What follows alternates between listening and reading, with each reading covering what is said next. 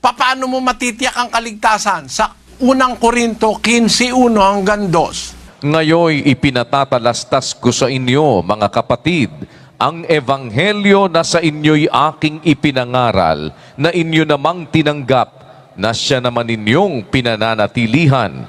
Sa pamamagitan naman ito'y ligtas kayo, kung matiyagan ninyong iingatan ang salitang ipinangaral ko sa inyo, maliban na kung kayo'y nagsisampalataya ng walang kabuluhan. Kailangan maingatan mo eksakto yung salita, matupad mo yung salita ng Diyos at maliligtas ka. Sigurado yun eh. Walang ang tawag ni Pedro ron surer word. Ibig sabihin nun, panatag, walang kaduda-duda. Basahin natin sa English yung 2 Peter 1:19. We have also a more sure